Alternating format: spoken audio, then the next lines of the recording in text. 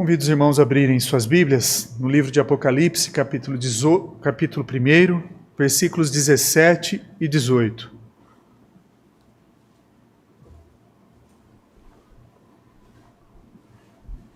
Apocalipse, capítulo 1, versículos 17 e 18.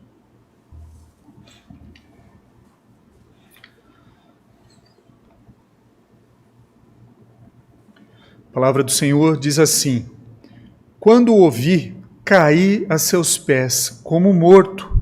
Porém, ele pôs sobre mim a mão direita, dizendo: Não temas, eu sou o primeiro e o último.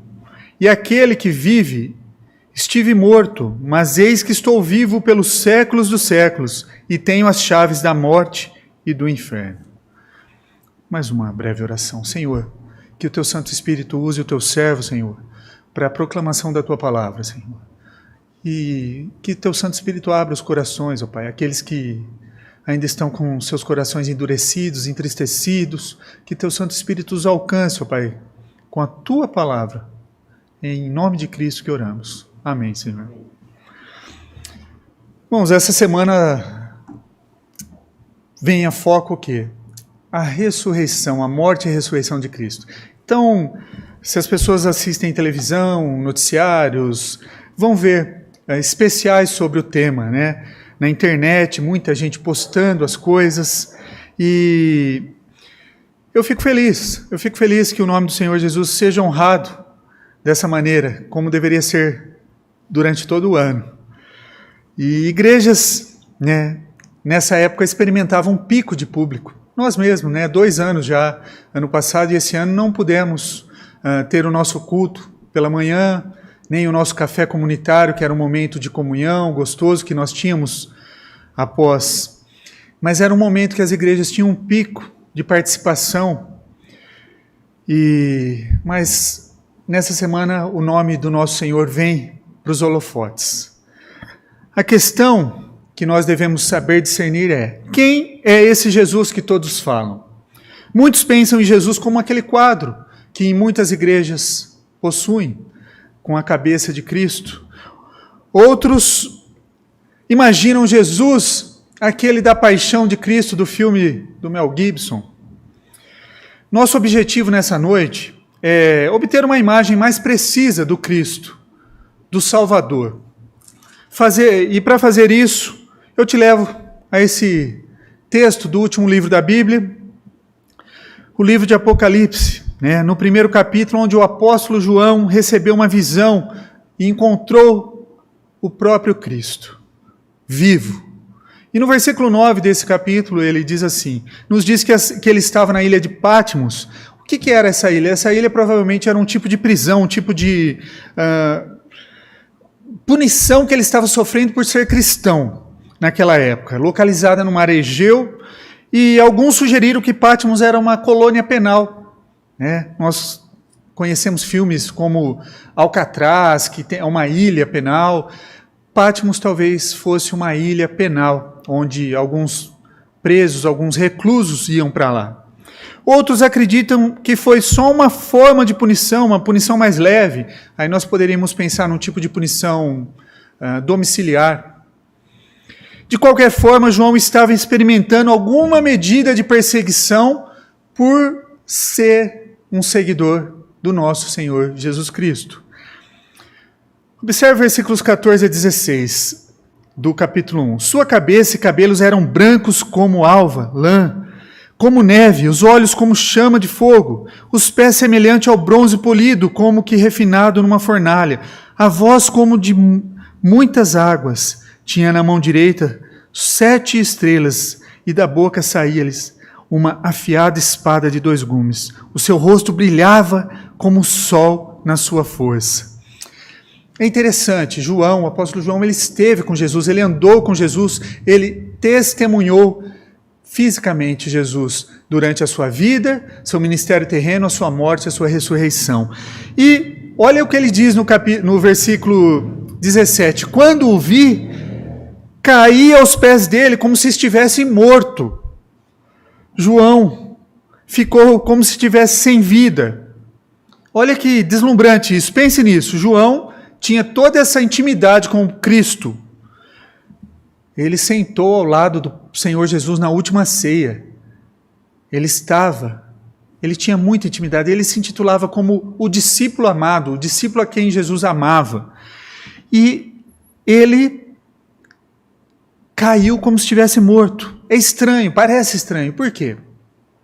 Testemunhou a vida, a morte, a ressurreição, sentou-se ao lado de Cristo na última ceia. E por quê? O que a gente esperaria quando você encontra alguém que você não via há tempo? Um abraço, um aperto de mão? Mas em vez disso ele caiu com seu rosto atemorizado, aterrorizado, oprimido. Por quê? Pela glória e pela majestade de Jesus. Porque o seu rosto brilhava como o sol, aquele sol forte.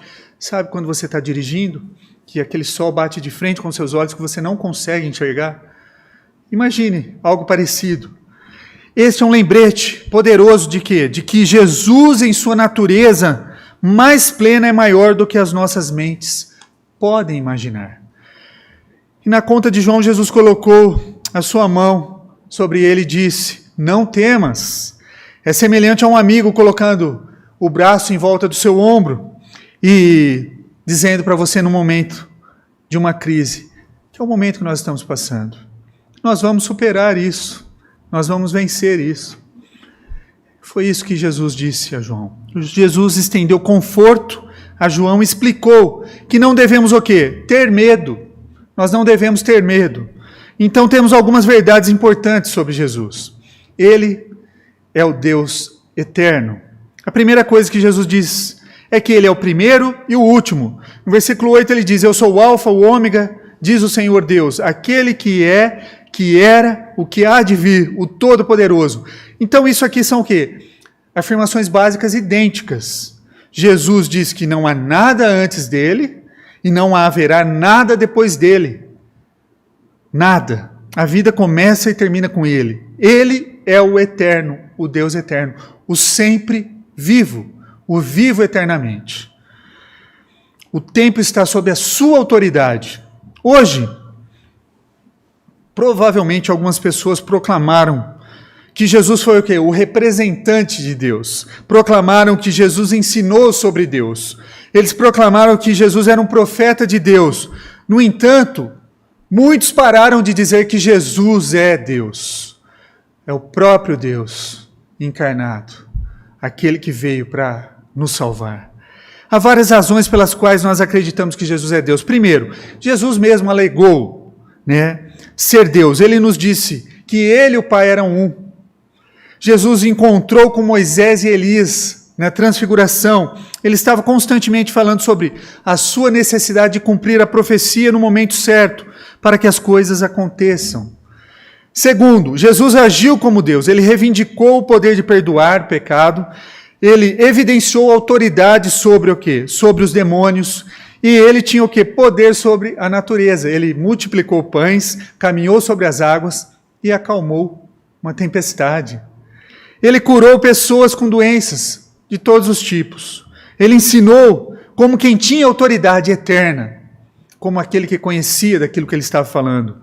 E terceiro, ele ressuscitou dos mortos. A igreja primitiva desafiou o quê? As pessoas a falar como testemunhas oculares. Eles os desafiaram a verificar os fatos. Jesus, de fato, saiu do túmulo. Saiu do túmulo. Não é apenas uma história de autoajuda que nós estamos contando aqui. É algo que foi evidenciado e historiado para nós. A ciência nos diz, que a gravidade existe. Vemos evidências dessa realidade da gravidade todos os dias. Se você deixar alguma coisa, ela vai cair no chão e, logicamente, nós devemos acreditar na existência da gravidade. Contudo, suponha que houveram pessoas que declararam que a gravidade era um mito. Talvez elas façam afirmações que a gravidade é apenas uma invenção na ciência projetada para explicar mistérios invisíveis. Talvez digam que só os fracos precisam acreditar na lei da gravidade, como uma muleta. Esses comentários, por acaso, anulam a lei da gravidade? Esses comentários, por acaso, diminuem o poder da gravidade? Com certeza, nós respondemos, não. A gravidade é verdadeira, independente de como você pensa e age sobre ela. E não importa o quão sinceramente você acredita na gravidade, se ela existe ou não existe. Se você tentar provar o seu ponto de vista, saindo de um lugar alto e pular, né, de um telhado e pular, você vai sofrer o quê? As consequências, né, do efeito da gravidade. Você vai sentir. E o mesmo acontece com Jesus. Você pode alegar que ele não existe. Você pode alegar que ele não é Deus. Você pode realmente não acreditar que ele seja Deus. E isso não mudará a realidade de quem ele é e as consequências de quem resisti-lo ou de quem age de forma rebelde a ele. Não mudará. A palavra de Deus ela é muito clara. Ele é o Salvador vivo. Ele é o Salvador vivo. Se você não acredita ainda em Jesus Cristo, Jesus, ele diz que ele pode salvar a sua vida. E não essa vida terrena apenas. Ele pode salvar a sua alma da perdição total. A segunda coisa que Jesus diz a João foi, versículo 18, aquele que vive, estive morto, mas eis que estou vivo pelos séculos dos séculos. É importante primeiro reconhecer, nenhum outro líder, e eu não quero aqui citar nomes de líderes religiosos espirituais, mas nenhum outro líder de qualquer religião que seja pode reivindicar o que Cristo disse. Eis que estou vivo pelos séculos dos séculos. Nenhum deles pode falar, eu estive morto e estou vivo para sempre. Somente Jesus pode dizer isso. Somente Jesus pode afirmar isso. Se duas pessoas oferecessem você para um voo, né? Vamos fazer uma viagem e nós vamos voar. Você escolheria voar com uma pessoa que leu muito sobre voo ou uma pessoa que tivesse experiência e tivesse voado de fato? Se algo tivesse acontecido com a sua energia elétrica na sua casa, algum curto-circuito, algum problema elétrico, o que você faria? Você chamaria alguém que leu muito sobre eletricidade ou um eletricista com experiência de 20 anos? Quem você contrataria? As respostas são óbvias. E na mesma linha, se você quisesse saber sobre a eternidade e tivesse que escolher, né, seguir uma pessoa que escreveu livros sobre o que ela acredita sobre a eternidade, ou você escolheria sobre quem ressuscitou, morreu e ressuscitou dos mortos após 3 dias? Quem você escolheria para ouvir e acreditar? Onde você acreditaria? Note que Jesus morreu, ele é o Salvador, mas ele também é o Salvador o quê? Crucificado, aquele que foi morto, e Deus imputou a ira divina sobre Cristo, para que nós pudéssemos ser salvos. Ele vive como nós, ele viveu como nós, ele enfrentou julgamentos, tentações, ele entende a expectativa humana, o sofrimento humano. Por quê? Porque ele viveu aqui, ele sofreu como nós sofremos. O impecável Cordeiro de Deus foi crucificado para o quê? Pagar o preço pelo nosso pecado. Ele morreu como um substituto. Ele enfrentou a ira de Deus no nosso lugar. Ele voltou à vida. E é isso que nós celebramos a cada domingo. Hoje de uma maneira especial, que não deveria ser especial, porque Cristo vive. Todos os domingos nós temos que celebrar isso. E ansiar o retorno dele, ansiar com alegria, como o apóstolo Paulo dizia, prefiro morrer a estar com Cristo, porque é infinitamente melhor. Isso com alegria, porque vai ser melhor do que o que nós temos de melhor aqui. Vai ser muito melhor, muito melhor. Paulo disse em 1 Coríntios 15 que a ressurreição de Jesus é o quê? A pedra angular, né, da fé cristã. Na verdade, ele disse que se a ressurreição não aconteceu, os cristãos estão iludidos, eles acreditam que estão perdoados, acreditam que viverão mesmo que morram, acreditam que há um lugar preparado para eles, e sem a ressurreição, são apenas o quê? Palavras imaginativas de um homem que morreu antes do seu tempo.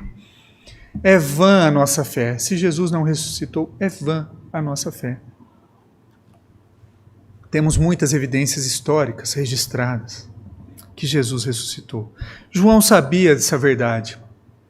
O apóstolo João foi, acho que, o último discípulo. Ele escreveu em 95, mais ou menos, depois de Cristo, a carta, né, às igrejas, ao Apocalipse. Ele foi, acho que, um dos últimos discípulos a morrer. Ele foi testemunha da vida, do poder de Jesus. Ele viu os doentes sendo curados, o pão sendo multiplicado, a tempestade se acalmando, os demônios sendo expulsos. Ele viu Jesus conversando com Moisés e Elias na transfiguração. Ele viu o Filho de Deus sofrer, morrer na cruz. Ele viu o quê? Junto com Pedro, a tumba vazia. Ele conversou com o Salvador ressuscitado, ressurreto. Jesus lembra João que nós adoramos quem? Alguém que venceu a morte, um Salvador vivo. E Ele é o único a quem somos responsáveis. Por último, Jesus disse: tenho as chaves da morte e do inferno. Jesus Cristo tem autoridade sobre a morte e o Hades, ou o que chamamos de inferno. E quando Ele fala, os dois se submetem a Ele. Ele é o vencedor e possui poder absoluto. O comentarista diz assim: qual o significado de Hades?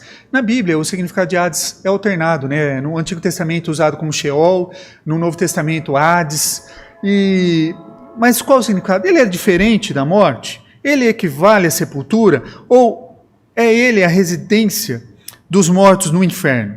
Primeiro, Apocalipse personifica a morte e o Hades. Depois, a morte é um estado e o Hades é um lugar. Terceiro, apesar da morte e o Hades serem forças poderosas por ocasião da consumação, o poder deles chega ao fim, porque ambos serão lançados no lago de fogo. Você pode conferir depois em Apocalipse 20, 14, isso que eu estou falando. Por fim, todos os crentes que morreram no Antigo Testamento, os crentes que morreram no Antigo Testamento, quem são os crentes? Aqueles que acreditavam na vinda do Messias. Todos aqueles que morreram no Antigo Testamento já haviam crido no Messias e por isso estavam o quê? Justificados. Justificados. Os crentes vão para o paraíso, porém os ímpios estão no que eles chamam de Hades, ou inferno, que é o lugar que as almas estão sofrendo, um tormento que não é o sofrimento eterno. Todos os seres humanos se apresentarão diante do Todo-Poderoso no dia do julgamento final, na segunda vinda de Cristo, e serão julgados. Mas os santos, cujos nomes estão escritos no livro da vida, esses estarão com Cristo para sempre. Estarão com Cristo para sempre. Isso é importante a gente saber. Nós, no dia do julgamento, seremos colocados, separados. E os que são condenados porque é um Deus mau? Não. São condenados por suas obras. São condenados pelas obras que cometeram enquanto estiveram vivos. Nós, os seres humanos, são condenados pelas suas obras. E a graça alcançou. A graça alcançou. O que Cristo fez na cruz é suficiente para salvar o mundo. Mas, infelizmente, não será o mundo todo que será salvo. Alguns ainda zombam de Deus. Se juntarmos todas essas coisas, nós não podemos compreender o que é a grandeza de Cristo. À medida que começamos a aprender sobre Ele, várias coisas acontecem. Reconhecemos o quão digno Ele é de adoração, né? Nós lemos Apocalipse 5,12. Digno é o Cordeiro que foi morto de receber o poder, riqueza, e sabedoria, e força, e honra, e glória, e louvor. Nós devemos o quê? Nos curvar diante de Deus. Eu não sei quanto tempo você tem se curvado diante de Deus. Ou você só se curva quando os problemas se intensificam. Você só tem fervor espiritual quando o problema te alcança. Nós devemos buscar a Deus de maneira constante, com o coração íntegro. Todos os momentos. Vou fazer uma simples viagem daqui em Ibaté. Por que você não ora? Como se você fosse fazer uma viagem internacional, como se você fosse fazer uma viagem de 5 horas. Qual a diferença? Nós devemos nos colocar diante de Deus da mesma maneira. com integridade, independente das situações da nossa vida. Por quê? Porque Ele é o único digno de receber as nossas honra, louvor, adoração. Nós vemos a vergonha do nosso próprio pecado, quando é comparado com o quê? Não com os dos nossos irmãos, com os dos outros, mas quando é comparado com o do próprio Filho de Deus. Nós temos que nos envergonhar muito. Vemos até onde Jesus se humilhou para tomar a forma de homem e ser o nosso Redentor. Nós estamos cheios de o quê? Pelo menos deveríamos ser cheios de um sentimento de gratidão pelo que Cristo fez na cruz por nós. Enfrentamos a vida com uma nova confiança, sabendo do que Ele fez. Como João, nós não precisamos o quê? Temer. Como ele colocou envolto a sua mão em João e disse, não tenha medo, não temas. Não precisamos temer a vida, meus irmãos. Não precisamos. A vida, ela é assustadora? É. O momento que nós estamos passando é assustador? Sim. A economia está instável? Sim. Os empregos estão frágeis? Está aumentando? Sim. E todas as notícias nos alertam sobre o risco da Covid-19. Só isso tem hoje. Um alerta sobre mais nada, parece. Não podemos temer a vida. Não podemos. No entanto, quando nós entendemos que o tempo está nas mãos de Deus, quando percebemos que Jesus é o Supremo sobre todas as coisas, que Ele é soberano sobre tudo, nós podemos aprender e dizer, como uma música que diz assim, do primeiro grito da vida ao último suspiro, Jesus comanda o meu destino. Nenhum poder do inferno, nenhum esquema de homem pode me arrancar de sua mão, até que Ele volte ou me chame para casa. Aqui, no poder de Cristo, eu vou ficar. A vida não está fora de controle, não, meus irmãos. Não. As coisas não estão sem rumo. Ele tem um propósito para todos os eventos que estão acontecendo na nossa vida. Mesmo aqueles que parecem nos puxar para baixo, aqueles que parecem nos desmontar, Deus tem um propósito para todas as coisas. O primeiro e o último, o alfa e o ômega, está no trono. Jesus já reina. Ele nos guiará, protegerá, nos defenderá e um dia nos levará para casa, no lugar que Ele preparou para nós. Isso não é só pensamento positivo, não. É uma conclusão fundamentada a partir das evidências da vida, da morte, da ressurreição do nosso Senhor, do nosso Salvador, Jesus Cristo. Jesus esteve onde nós estamos. Ele viveu nesse mundo. Ele viveu as nossas vidas. Ele não é um Deus que esquece de nós, que está longe, não. Ele é um Deus pessoal, próximo, que ouve as nossas orações. Ele esteve aqui, Ele venceu a morte, e por isso eu posso dizer, porque Ele vive, posso crer no amanhã. Porque Ele vive, eu posso crer no amanhã. Nós não precisamos temer a morte, irmãos. Não precisamos. O sacrifício de Jesus foi suficiente para pagar o quê? A pena pelo nosso pecado. A ressurreição declara corajosamente que o sacrifício de Cristo foi suficiente. E não há nada que eu tenha que fazer para isso. Nada. Foi suficiente para cuidar da nossa dívida do pecado. Nós não somos mais inimigos de Deus. Por quê? Porque Cristo pagou a dívida por nós. Portanto, queridos, a vida além da morte, a vida além do túmulo. Jesus morreu e voltou dos mortos. Ele nos diz, quem crê em mim, ainda que morra, viverá. Embora com toda a honestidade, ainda que estejamos ansiosos, com medo da morte, isso é uma realidade.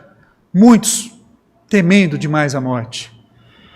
Embora estejamos assim, não precisamos temer a morte. Por quê? Porque o Cristo, aquele que nós acreditamos, aquele que nós confiamos a nossa vida, venceu a morte. Ele está guiando as nossas vidas. Nós não precisamos temer a morte. Nós também não precisamos temer a eternidade. A Bíblia diz que não há nenhum nome sob o céu pelo qual devemos ser o que? Salvos, além do que? Do nome de Jesus. Não há. Somente através de Cristo Jesus seremos salvos. Se você depositou sua fé em Cristo, se você é um seguidor de Cristo, então você foi perdoado e viverá nos novos céus e nova terra. E o sofrimento um dia vai acabar. E seremos o quê? Recompensados pela nossa fidelidade. A nossa fidelidade será recompensada. E Ele enxugará dos nossos olhos toda lágrima. Não haverá mais pranto, mais choro, mais dor, mais ranger de dentes. Não haverá mais sofrimento. Isso é maravilhoso, irmãos. Isso é consolador. Isso tem que trazer alívio para esse tempo de sofrimento que nós estamos. Contudo, o outro lado também é verdade. Se você está esperando para entrar no céu de alguma outra forma, que não seja através da obra de Cristo, você será frustrado, pois as suas boas ações não vão te levar lá. Não adianta você ser caridoso num asilo, com os pobres, seja ajudando o necessitado. Não, isso não salva ninguém.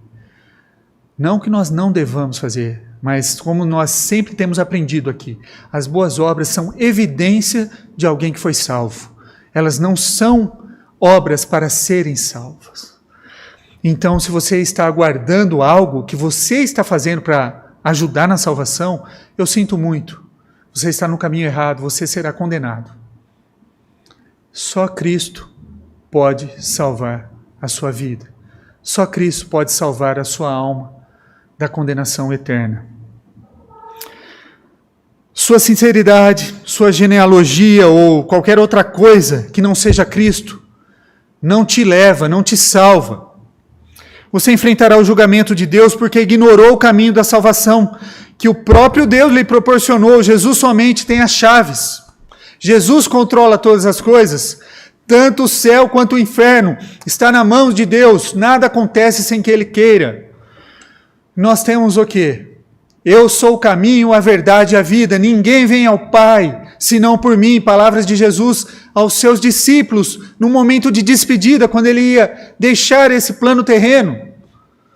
E também nós temos a carta de Paulo aos Efésios, que diz assim: porque pela graça sois salvos mediante a fé. E isso não vem de vós, mas é um dom de Deus, algo que Deus te deu de presente, mas não de obras. Por quê? Para que ninguém se glorie. Não depende daquilo que você faz. Depende da obra que já foi feita, do dom que Deus te deu, a graça. É de graça, é pela fé nele, pela fé no sacrifício. Então não adianta só nessa semana do ano você lembrar que Jesus morreu, que Jesus sofreu, que Jesus ressuscitou. Não adianta. Isso tem que ser constante na sua vida. Você tem que confiar que o que Ele fez na cruz foi de uma vez por todas. E isso pode mudar sua vida completamente. Isso pode transformar. Pode tirar você do abismo, do lago de fogo, para o novo céu e para a nova terra. Nesse domingo de Páscoa, posso ser franco? Você vê o verdadeiro Jesus? Qual Jesus que você identifica? Você o vê como ele realmente é? Ou você o criou, você vê Jesus como tão real quanto o coelhinho da Páscoa? Como você vê Jesus na sua vida? Tire um tempo ainda hoje, antes de findar a noite, a hora que você desligar os seus aparelhos, a hora que você voltar para as suas casas, tire um tempo para refletir qual Jesus eu tenho servido, qual Jesus eu tenho adorado, de que maneira eu tenho adorado, como eu tenho me prostrado diante daquele que deu a sua vida para salvar a nossa, como eu tenho reagido a esse Deus, como se Ele tivesse feito a obrigação dele por mim. Avalie sua vida, avalie sua experiência, avalie que Jesus que você tem criado na sua vida, para ter certeza se você está vendo Cristo claramente e corretamente. Nosso desafio hoje é viver além de todas as imagens de Jesus criadas pelo mundo, sejam elas boas, sejam elas más. Nossas imagens e conceitos de Deus não podem salvar, não. Só Jesus ressuscitado, vivo, pode nos salvar da morte eterna. Só Ele pode fazer isso. Que Ele nos abençoe, meus irmãos. A Deus seja dada toda a glória.